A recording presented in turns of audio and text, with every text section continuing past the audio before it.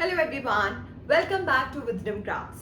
आज हम class 11th के नेक्स्ट टॉपिक को स्टार्ट करने जा रहे हैं, जिसका नाम है principal of conservation of mechanical energy. Okay, आज हम इस टॉपिक को डिस्कस करेंगे। पहले हम देखेंगे कि principal of conservation of mechanical energy का मतलब क्या है। ओके, जब हम इसके बारे में बात करते हैं तब हम देखते हैं कि आपके जैसे भी कोई भी काम हो रहा है, ठीक है, अगर उस काम में जो एनर्जी है वो लॉस नहीं हो रही है, लॉस नहीं हो रही है कि फ्रिक्शन में कोई एनर्जी लॉस नहीं हो रहा है, कहीं साउंड में कोई एनर्जी लॉस नहीं हो रहा है, तो हमारे पास जो एनर्जी होगी वो एज इट इज रहेगी। अगर आपके पास 20 जॉल्स एनर्जी है, तो अगर वो एनर्जी किसी भी चीज में वेस्ट नहीं हो रही है, तो वो energy as it is 20 joules ही रहेगी। ठीक है, पर ये हो सकता है कि उसकी फॉर्म चेंज हो सकती है। पोटेंशियल से काइनेटिक एनर्जी उसकी हो सकती है, या काइनेटिक से पोटेंशियल भी हो सकती है, कुछ भी हो सकता है, बट फॉर्म चेंज होगी। बट जो वैल्यू होगी काइनेटिक मतलब एनर्जी की, वो एज इट इज ही रहेगी। ठीक है, ये है हमारे पास principle of conservation of energy. आइए चलिए अब हम इसे लिख भी लेते हैं कि इसका मतलब क्या है और हम इसे लिखेंगे कैसे। ठीक है, the principle states that if only the principle,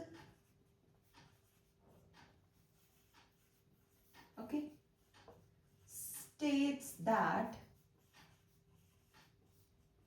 if only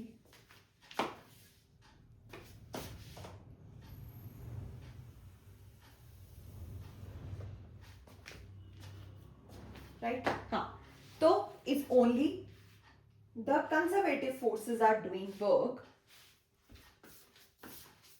if only conservative forces are doing work, okay, are doing work. अगर आप देख सकते हो, मैंने आपको यही बोला ना कि अगर कोई भी नॉन कंजर्वेटिव फोर्सेस होती हैं, जैसे कि हो गया फ्रिक्शन, हो गया साउंड एनर्जी, साउंड हो गया, ठीक है, रेजिस्टेंस हो गया, ये होती है नॉन कंजर्वेटिव फोर्सेस। अगर किसी बॉडी पर सिर्फ और सिर्फ कंजर्वेटिव फोर्सेस ही मतलब एक्ट कर रही हैं, ठीक है, तो उसकी जो टोटल मैकेनिकल एनर्जी होगी वो सेम रहेगी।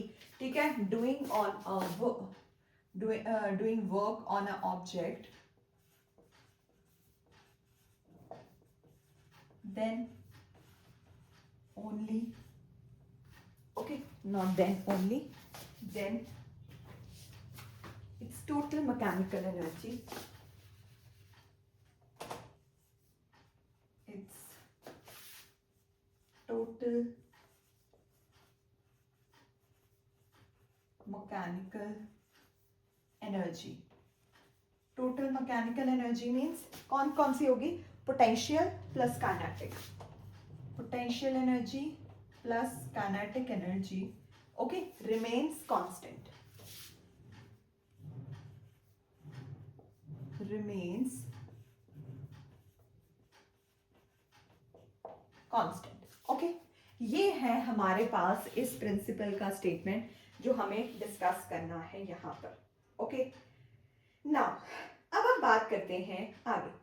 अगर हमें प्रूव करना है, ठीक है, अगर हमें प्रूव करना है कि principal of conservation of energy को, तो हम क्या करेंगे, एक मतलब आप कह सकते हो कि अब हम एक कॉन्सेप्ट लेंगे, उस कॉन्सेप्ट को हम लिखना स्टार्ट करेंगे। ठीक है, उस कॉन्सेप्ट के अंदर हम कौन सी चीजें लेंगे, हम लेंगे कि एक बॉडी है, वो कुछ डिस्प्लेसमेंट कवर कर रही है। ठीक है, वो कुछ डिस्प्लेसमेंट कवर कर रही है। अब वो डिस्प्लेसमेंट क्या है, हम उसे ना डेल्टा एक्स ले लेते हैं, क्योंकि कभी कभी डिस्प्लेसमेंट जो है वो चेंज भी हो जाती है।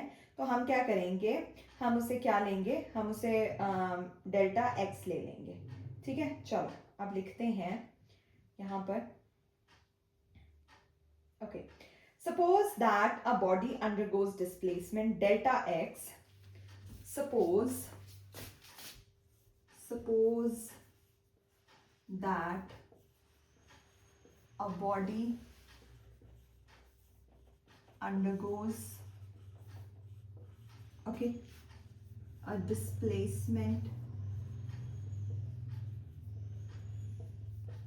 Delta x.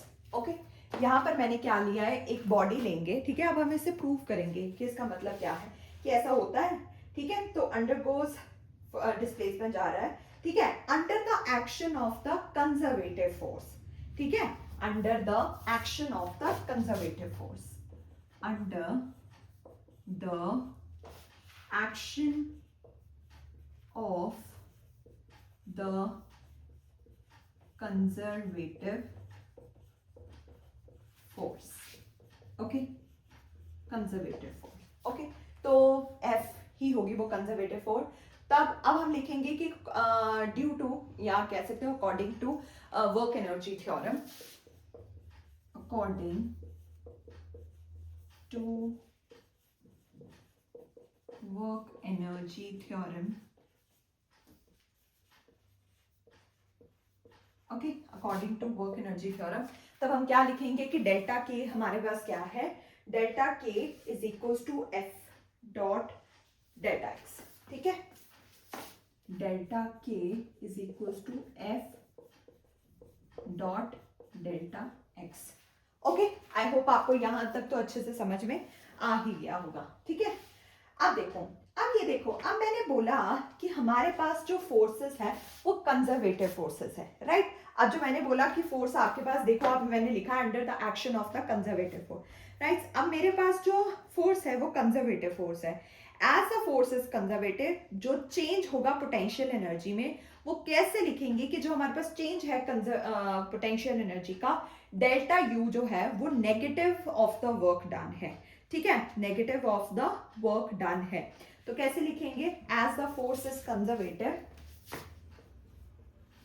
As the force is conservative, okay, as the force is conservative, तो क्या होगा कि जो हमारा जो चेंज इन पोटेंशियल एनर्जी है, change in potential energy is, okay, as the force is conservative, change in potential energy is negative of the work done, is negative of work done, okay, negative of the work done। तो हमारे पास क्या आया, delta u is equals to minus f delta x, right, f delta x हमारे पास यहां पर आ गया, ठीक है। अब देखो, अगर मैं क्या करूं, अब मैं क्या करूं, इसे मैं फर्स्ट इक्वेशन मान लेती हूँ और इसे मैं सेकंड इक्वेशन मान लेती हूँ। अगर मैं दोनों इक्वेशंस को कंबाइन कर दूं तो मेरे पास क्या आएगा, देखो, अब जब मैं इनको कंबाइन कर रही हूँ, आप देखोगे कि यहाँ दोनों जो राइट हैंड साइड्स है वो सेम है, तो हमारे पास लेफ्ट हैंड साइड्स इक्वल आ जाएंगी, बट ये नेगेटिव साइड जरूर आएगा। तो क्या आएगा, कंबाइनिंग इक्वेशन 1 एंड 2, जब कंबाइन किया तो क्या हुआ, delta K which is equal to minus delta U, okay, delta के is equal to minus delta U आ गया हमारे पास। यहाँ पर देखो, अब हम लिख सकते हैं कि अगर मैं इसे इधर शिफ्ट कर दूं, delta K plus delta U is equal to 0, right, delta K plus delta U is equal to 0।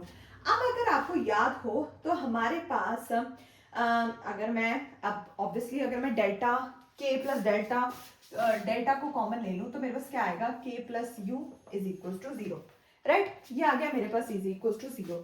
अब अगर मैं लिख सकती हूँ कि के प्लस यू, तो मेरे पास कांस्टेंट आ जाएगा, ठीक है, के प्लस यू मेरे पास क्या आ जाएगा, कांस्टेंट आ जाएगा, के प्लस यू मेरे पास क्या आ गया, कांस्टेंट।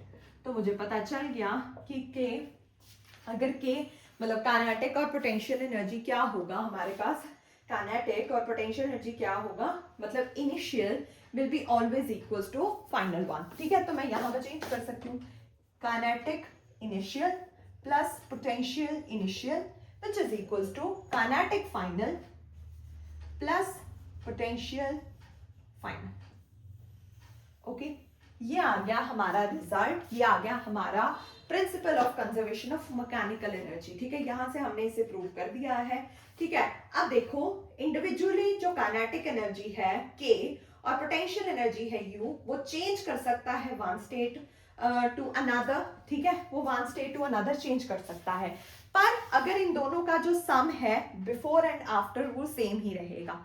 तो ये हमने क्या कर दिया है, ये हमने प्रूव कर दिया है principal of conservation of mechanical energy. ठीक है, ये हमने hence